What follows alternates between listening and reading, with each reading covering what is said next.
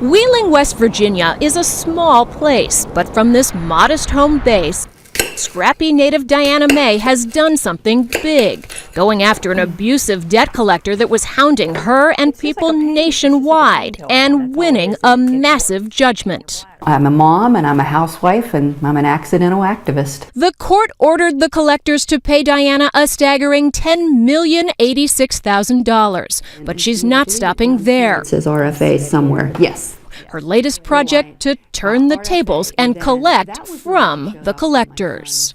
I don't know that I'll ever collect a dime, but if I can get their operation shut down, that would make me very happy. It all started 2 years ago when a debt collector from a company called RFA left a message implying Diana's house was in jeopardy if she didn't pay a debt. I'm calling in regards to a preliminary asset liability investigation.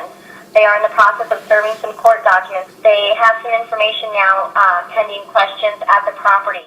And it wasn't even our debt. You're required to contact 866-764-9779. Diana wrote RFA a cease and desist letter. A few days later, she received a call that looked like it was from her county government, specifically the sheriff's department. Hello?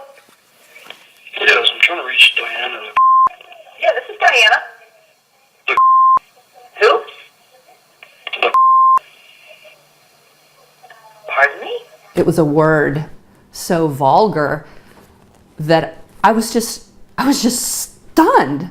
I want to make sure that you like being gangbanged. I felt violated, but then I realized. You know what's very interesting? Speak up a little bit clearer because you're on tape. Yeah. I immediately hung up and, with shaking hands, I dialed 911 and I said, you need to send somebody over to the sheriff's department, that there's somebody in there that just threatened to sexually assault me. So you were really scared. Yes, I was terrified. What'd you do? I bolted the door and then I came up here and got my husband's gun out of the dresser and I took it over here. I wanted it close by, so I hung it right on the bedpost. Later, she learned the caller ID had been manipulated to look like it came from the local sheriff's office. And then she discovered complaints online about RFA debt collectors pretending to call from sheriff's offices and calling women vulgar names. He picked the wrong person. He absolutely picked the wrong person. You see, Diana has fought intrusive calls before. In 1999, she won a class action against a major telemarketer whose salesman wouldn't stop calling people.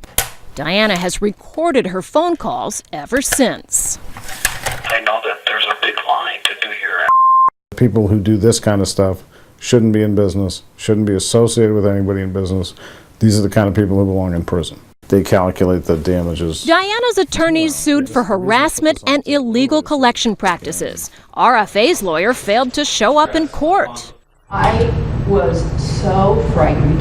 The judge called RFA's actions malicious, ruled that all of the allegations were true, and awarded that record $10,086,000 judgment.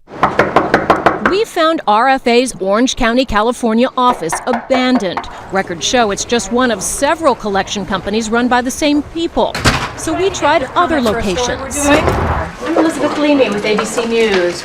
You guys got to leave. Somebody about the $10 million judgment against the company? Anybody want to comment? No. How about you? you? Guys got to leave. All right. You doing the same kind of abusive debt collection tactics here that they were doing in these other offices where they lost the lawsuit? Thank you very much. Have a good day. Do they make it a habit of impersonating police officers when they call people to collect debts? I'm not going to say anything. Next, we went to what we believe is the headquarters of the collection empire. Are you planning on paying the settlement, or is she going to have to send collectors after you? And finally, we tried the company's outside lawyer. You didn't show up in court to answer that lawsuit, so we thought you might like to respond now. I'm responding now. Okay.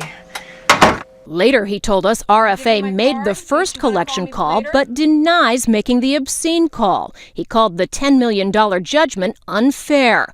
But Diana May is still trying to collect it. You have to follow the law, because if you don't, there are going to be people out there that are going to stand up against you. For Nightline, I'm Elizabeth Leamy in Orange County, California.